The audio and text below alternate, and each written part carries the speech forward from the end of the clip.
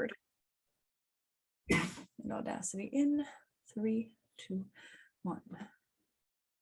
Welcome back to the Barbell Lifestyle Podcast. And today it is another mini series short episode, but I've actually recruited a special guest with me today.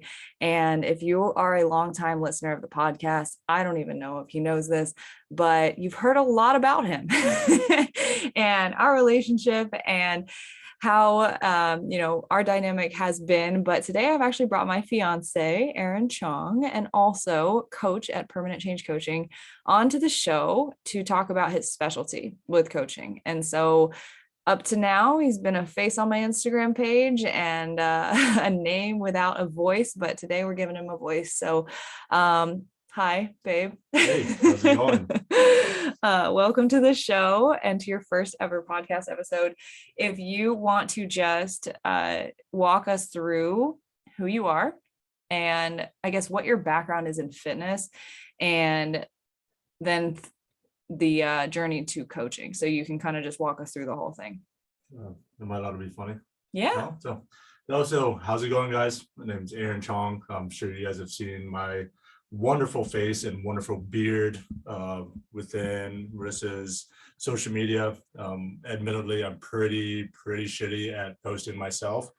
So apologize for that. That is something that we are actively working on. But today I had the fortunate benefit of sitting in my living room where Marissa decided to recruit me for an episode. And so it's going to be a lot of fun today. And we're going to hopefully dive in to some pretty good topics. Not going to get super sciencey. It's going to be a lot of practical steps that we can all take to help live a healthier lifestyle.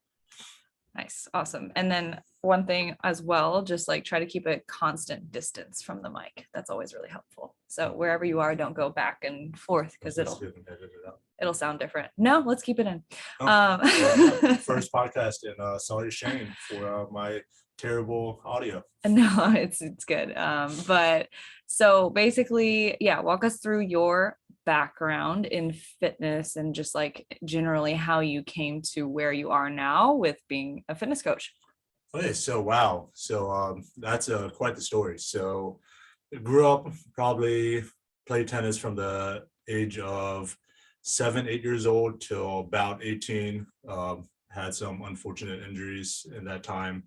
So didn't go beyond that for tennis specifically, but always trained, did practices 3 to 5 days a week through that time. Luckily, especially in the later years, once I got into like late middle school and high school, found a coach that also took the kind of like the strength and the conditioning aspect of athletics very seriously. So just like funny stories. So we did not have access to a indoor tennis facility. So my tennis coach, whenever it was the only time he would ever move us indoors was it had to be below like 15 degrees Fahrenheit. So if it was like 25, 30 degrees, we were outside playing in gloves. Some would call it child torture, but it was all we knew. But like on the days that it rained or it snowed or was just way too cold, he would move us inside. And because we didn't have a physical tennis facility, he had a great relationship with the local gym. So we would go in, do conditioning work, work on some strength stuff. So was very fortunate in that aspect. Post high school, or about senior year of high school, was when I started, I guess, quote unquote, bro lifting with a really good friend of mine, probably one of my best friends named Jordan. And we would go in, and we only had one goal at the time, was see who could bench 225 first. So that was our main goal. So through the next couple years after that, probably from about 18 to probably around like 21, 22-ish, was very, for the most part, fortunate enough to have like an early 20s metabolism at the time. So was able to eat McDonald's. I would eat all you can eat sushi before going to the gym. Absolutely terrible stuff that we would never preach to anybody, but it was stuff I was able to get away with at the time. But come about 3 years ago, probably right when I met Marissa. Had a night shift job working with the Department of State, then realized probably my hormones got out of whack. Realized that, oh, I can't eat McDonald's every day. Like I can't, it's just not feasible anymore. So slowly but surely tapped into the macros side of things, mainly just from watching Marissa do it and just seeing where I could go with it. So did my first cut, like not first cut, like I've always like done like small weight cuts before like summertime, whatever, just like every bro did at the time. But first one where I gathered data and did it for myself, well, with the help of Marissa and tracking macros, that was probably what, 2019? Is that the summer of 2019? 19, yeah. So you started in like January of 2019 with that? Cut all the way up to the summer, then maintained through the summer that year. But then COVID happened. There was a lot of uncertainty with the beach volleyball at the time. And for those of you that don't know, I'm half retired now, but I was playing a lot of beach volleyball. And with the uncertainty of the season, I decided, I was like, oh, well, I'm not training for that. Let's try to put on some size. So then I, with the help of Core Nutritionals and their fantastic gym that they were able to open locally, and kept it private and luckily let me in, even though I do nothing for them. But was able to put on some size and really tap into the bodybuilding side of things. And probably my first like dedicated bulk, I guess you would say, was that. But yeah, now obviously working with Marissa, that was kind of like the long version of my story of fitness and the fitness journey. But I'm sure we're going to tap into the mindset stuff here soon, but yeah, that's that. No, that's good. And I think just like how you came into coaching was really just like you were hands that I needed. And like the business side of things was getting really overwhelming. And we had a lot of new clients coming in and I had no capacity and I hadn't hired anybody. So we were kind of in the process of hiring our other assistant coach at the moment, but at that time, we just needed to take action. And so this was something that you thought about for a very long time, right? Like, well, I guess depends on your definition of very long time, but probably for about a year and a half, 2 years. Yeah. Up into it. So yeah, like seeing, I guess, because we started dating a little over 3 years ago, you were seeing that I obviously had this business, was doing this, that it was a viable career.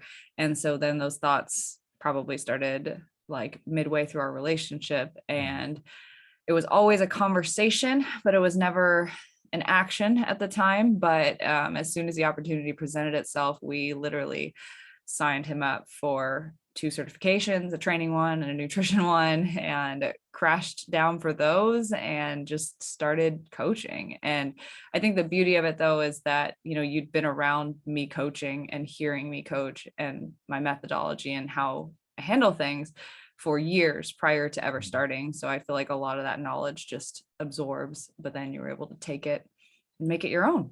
Yeah, I guess like to kind of expand on that, like training was something that we always had like talked about, and just like training, our ideas of training and our methodologies behind it and our mindsets behind it. Never really had a lot of conversations on nutrition, but that's something that we slowly figured out that we both had similar mindsets about. And then come now, we're here with the whole behavior change and just the approach that I've taken and added. Luckily, was able to add some value to the team with it. So. Yeah. So the reason why Aaron is on this episode to talk about behavior change and the secrets to behavior change that he uses with his clients is because basically, I'll give the podcast listeners some better insight. So when we started working together and he was able to quit his full-time job with IT, basically he was on day shift for the first time that since we started dating, really, because even when I met you, you were working overnight somewhere else. So it was the first time you had been day shift. We were now working together, and we were about to at the time get engaged, but then we did get engaged in September. And so I feel like a lot of people could look at that and be like, well, that sounds like a big mess. And I definitely I think we probably both had our fears of like, oh no, like we're a couple and we're working together and like we're not even engaged yet. Like this could totally crash and burn and ruin our relationship. And so when we started actually working together, like we kind of went through like the SOPs and like how everything runs and operates and how I've been operating things, which at that time was still in the process of getting organized because for 5 years prior, I was a solopreneur, but was kind of explaining that to him. But at the same time, he was like, I don't really want like you to tell me what to do for everything because that's just weird with our dynamic. And so I was like, okay, well, if you want to figure it out, like just let me know if you have any questions, but if it crashes and burns, it crashes and burns. And we'll figure it out later. And we just kind of took that leap of faith, and I trusted that he knew through secondhand, just like in his own research, that we would be able to coach these clients well. And turns out he took it, ran with it, and created his own MO for coaching, how he handles his check-ins with his clients, his relationships with his clients. And honestly, I think it's been one of the best things that has happened to this business. So really, really grateful for the way that we handled that unintentionally. And so basically, he, through the time that he's worked with PCC, has become our behavior change and accountability specialist. And we really didn't know what that specialty was going to be when he started, but it's just really come to see that he really does have a good grasp on how do you really meet someone where they are, and how do you help them to actually create the habit and the behavior change that they need to see lasting results and lifestyle changes, and really hold people accountable to that. So that's been awesome. So I just want to say thank you for making such a great impact. But why don't you walk the audience through like just your structure to how all of this looks and how you actually help your clients make behavior changes? Yeah. So basically, so it all starts, if I'm really breaking it down, with the onboarding call that I have with everybody. And for clients listening, you probably heard me say this before or ask this, but a lot of it is just really getting down into the weeds of where are you / client, where are they at now? So if I have a client that's never tried to macro in their life, I'm not going to start them off with macros, especially if we're looking at real sustainable change, which is something that we preach and we completely stand by with permanent change coaching, and being able to really dial in and see how we can progress forward no matter where anybody is. So basically, if I had to draw a picture of kind of like a pyramid, and kind of like everybody's seeing like the food pyramid of like the base, then blah, blah, blah, then it gets all the way up to the peak. And people use pyramids for like percentages or whatever.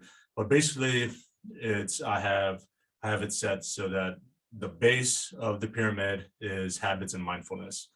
So really what that means is that if I have a client that comes in and they've never tracked a macro in their life and never have even thought about nutrition, and they eat, just for example, they eat out 5 days, 5, 6, 7 days a week, we're not going to make a complete 180 turn on their nutrition. We're not going to have them eating chicken breast and rice and broccoli for the next 26 weeks or however, 24 weeks, or however long we have them for, 12, whatever.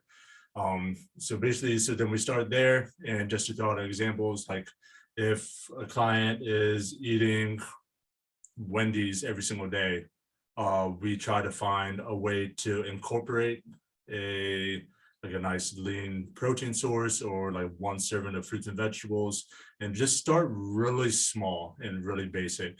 And then we progress from there. Then we start thinking about then the next tier of what I would say is really focusing on whole foods and proteins and fruits and vegetables. And that way we can really get some volume in for food, keep us full, and all of that good stuff. But it's really about just finding that progress throughout the time together. So we started off, now we're just thinking about food and what we're putting in our body and all of that jazz, to now how can we improve it and where can we start adding in healthier sources of protein, healthier sources of fiber, and all of micronutrients and everything. We start focusing on kind of that tier. Then from there, Can I pause you actually? yeah. I want to just touch on the habits and the mindfulness piece before we move into the next like parts of that pyramid, because I think a lot of times, and I know we have some fitness coaches that listen to this podcast as well, but mainly just fitness enthusiasts who are trying to better their lifestyle. I think one thing that is so underrated is the value of just thinking about what you put in your body. And I think that's where you really have done this well, is really like when you say meet people where they're at, it's not necessarily just meeting people where they're at with their nutrition knowledge, which is I think where a lot of coaches try to go, and where I've definitely gone in the past of, oh, like this client says they've tried macros before, they've done Weight Watchers, or they've done keto. So like they clearly have this experience and like some level of knowledge. Let's just build on that and like jump right into X, Y, and Z. And I think what you mean by meet someone where they actually are, most people live their life on autopilot. Most people live their life not giving a second thought about what goes into their body, what goes into their mouth, grabbing whatever's convenient, thinking about it later and feeling guilty about it, but never really pausing in the moment to be mindful. So I think really just the value of having someone just start thinking about it self-corrects so many issues for a lot of people with nutrition, because most people know what is healthy and what is not. And most people know probably what they should do. So I think a lot of this approach and what it does is just kind of takes the pressure off of people from like trying to be so perfect and just really focusing on like, what can we just like think about a little bit more and improve? And I think that that's like the biggest, most valuable piece of that. Yeah, and a lot of it too is just like when I talk with clients and like talking through nutrition plans and everything, I love it when they have their own self-realization. So that's kind of like our goal as well, as coaches, through your process of health and fitness and everything, is let's see if we can get you to answer your own question and answer and give yourself your own solution. Because at the end of the day, your time with us isn't forever, but giving you the right tools and making you think about things is what we're really here to do. So a lot of my clients, I'm sure you guys get annoyed for those listening, but like if I answer a question with a question, then you probably get annoyed, but it's really just to get you thinking.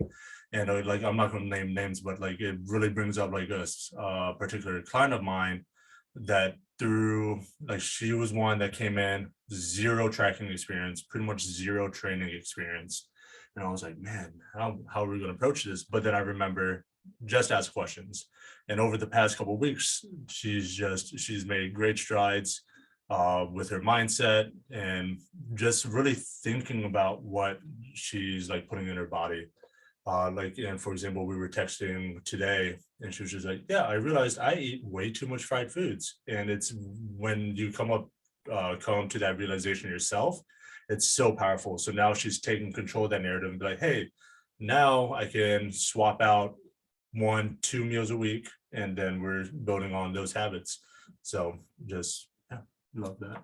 I think that there's kind of a parallel there with like your journey, because I remember when you decided to make the switch, like this was very like right when we started dating, you decided to make the switch from like regular soda to diet soda.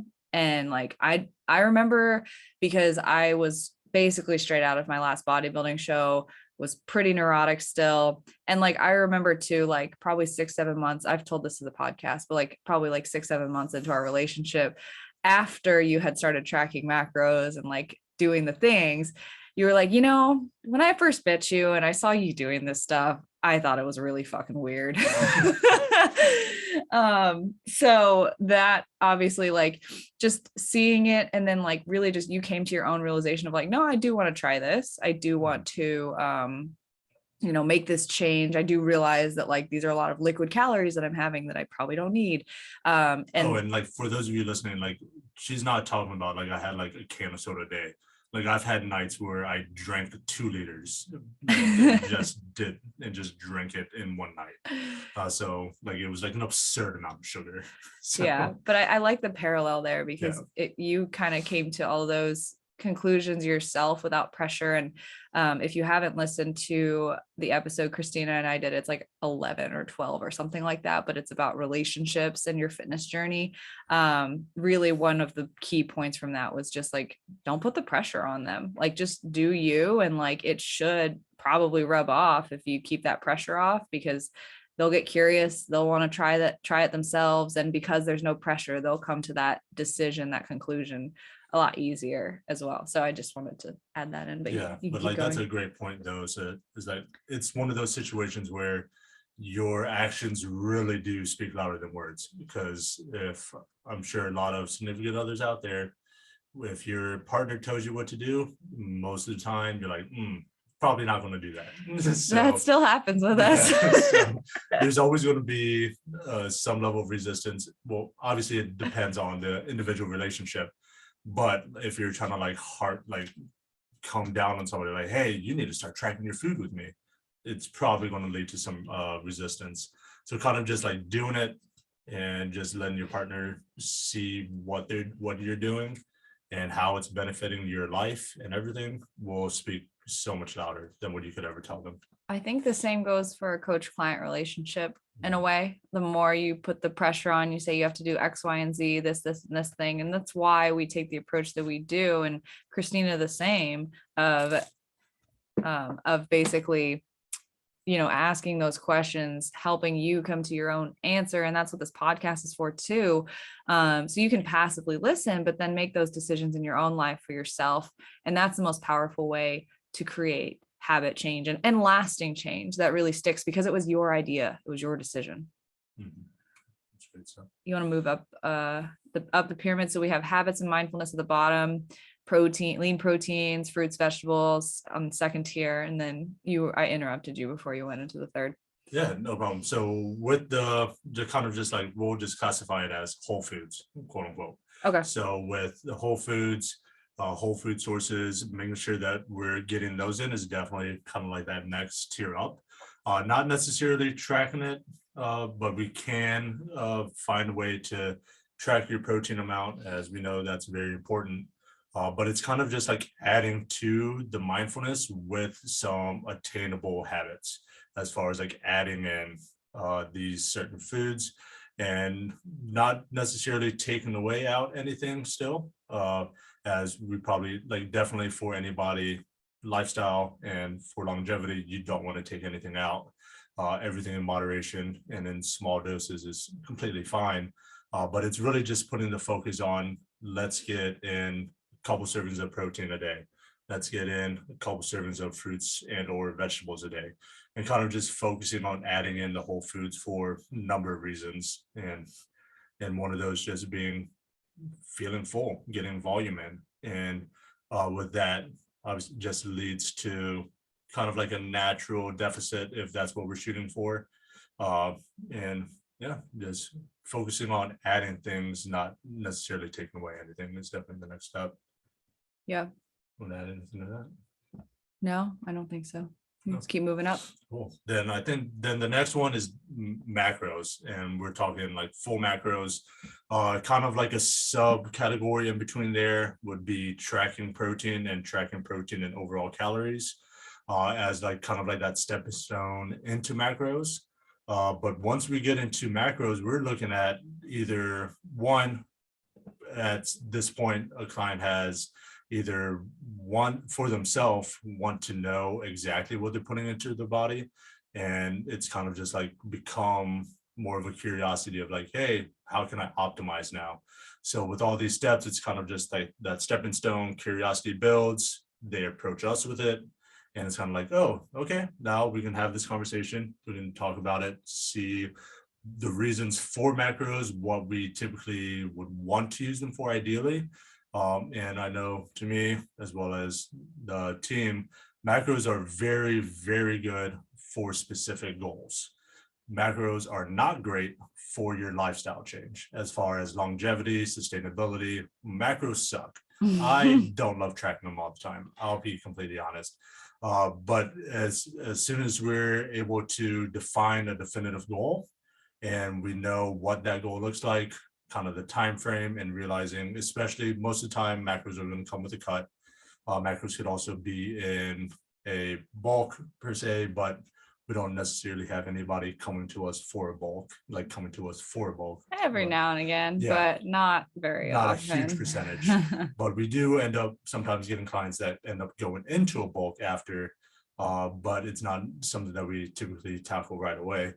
But finding that timeline, that goal, and really figuring out what that goal is and why is kind of like the big point too.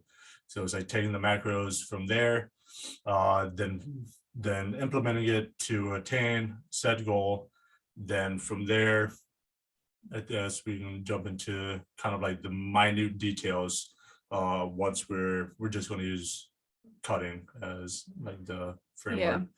But once we get into cutting and the weeds of macros, and once said client, said person is very on point with their macro tracking and we're seeing great progress, then we worry about like what we call the 1% details of like meal timing, pre and post workout macro ratios, and supplements and all of that. But it's one of those things where we may never have to touch it with a lifestyle client, because there's so much that can be done with just building habits, building mindfulness, and implementing whole foods, that I think people tend to forget about just those general rules of nutrition.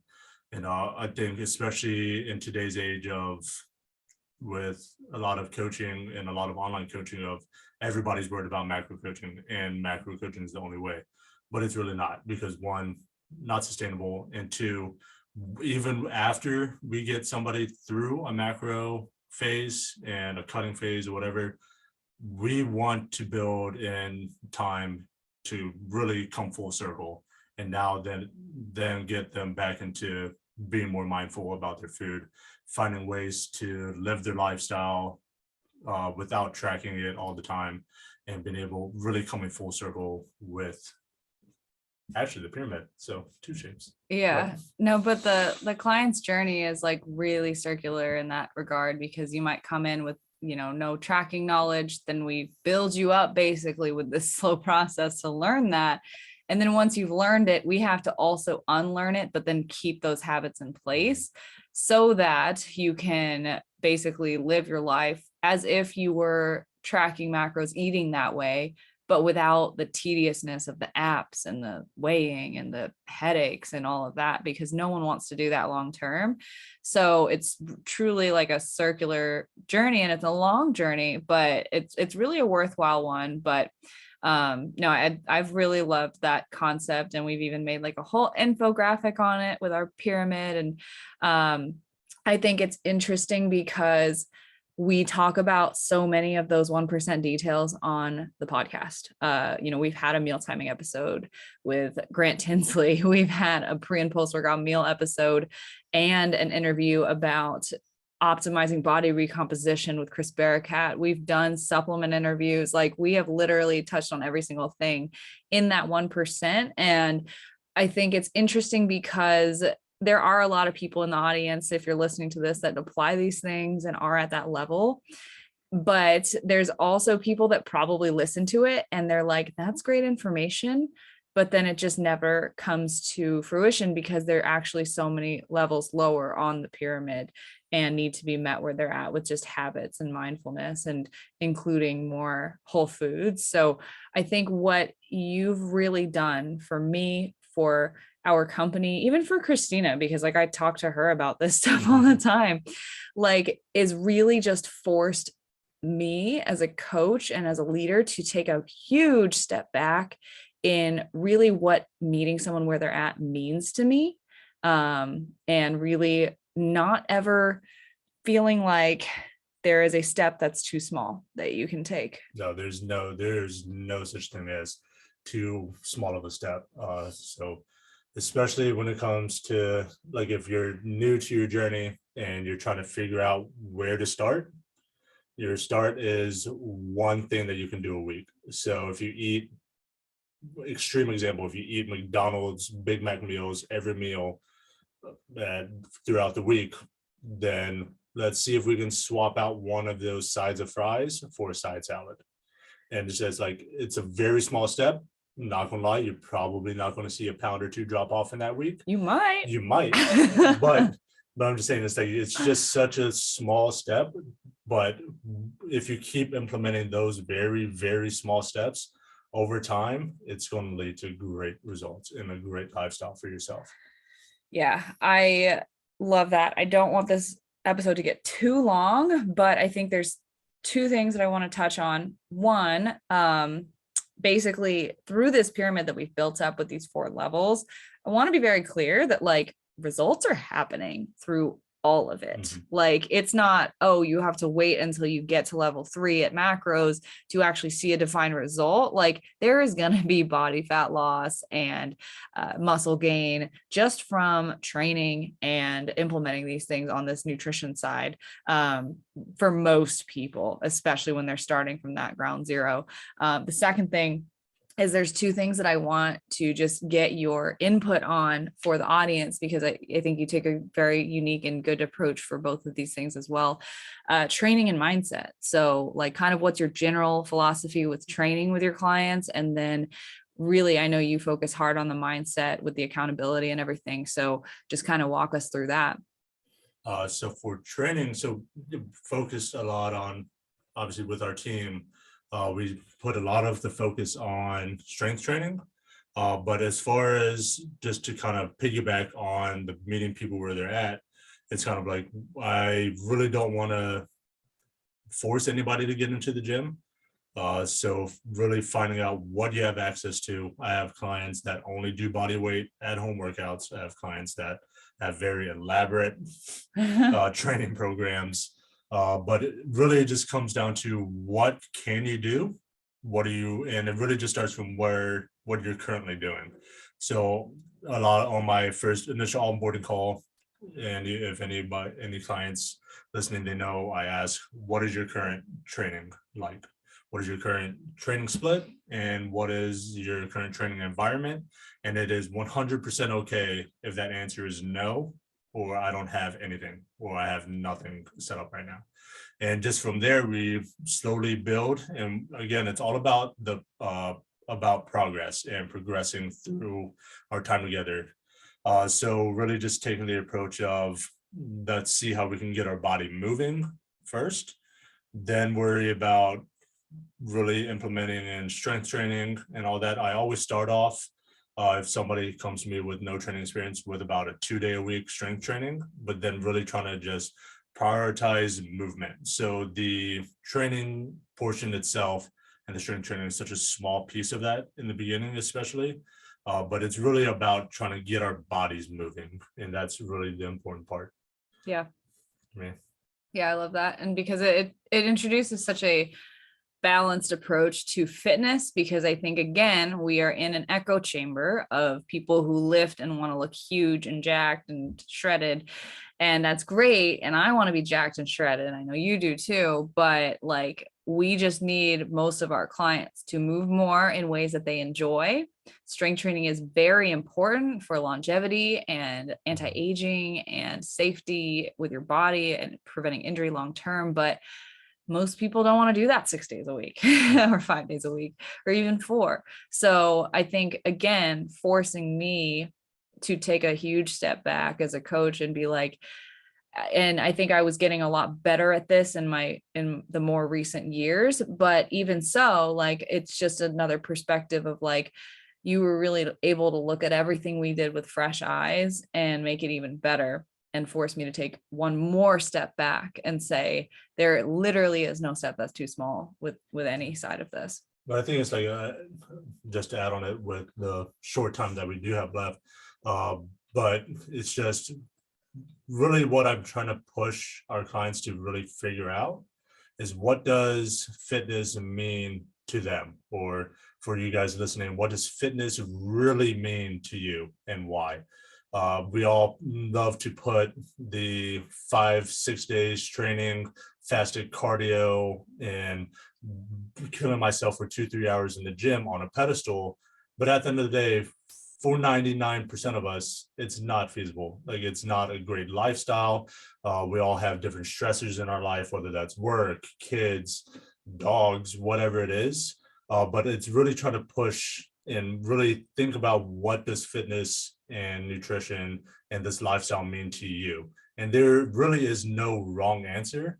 As far as that goes, if fitness to you means that you train 2-3 days a week, you walk on other days, and you walk your dog on the other days, then that's what fitness means to you. And that's how we can find a way to implement all of these nice habits and mindfulness rules into your life, and just start adding those in.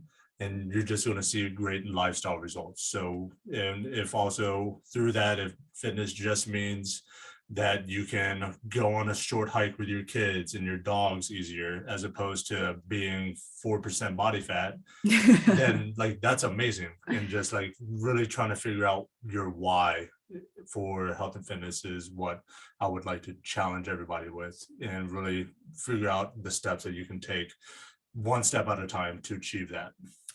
Yeah, and you do a really good job of reinforcing those positive thoughts and feelings with your clients. And so I want to frame this from a challenge to the audience type of framework, like you just did. But for mindset, I know you do what you have coined win fishing. And so I want you to explain that and encourage the audience to do that in their own journey as well. So yeah, so this is like a great thing that I do with my clients, and one, whether they don't or not, it's something I'm trying to do. But for people on your own journeys, or coaches that are having particular problems with mindsets of their clients, is really just trying to fish for the wins. And it might sound like schemy or whatever, but really all it is trying to take just one, especially for like a quote unquote like difficult client, or if you're not having a lot of success through your current fitness journey, is finding one attainable step that you can do in the coming week, and make that a non-negotiable success, and find a way to make it happen no matter what. Oh man, that's hard to try to find an example.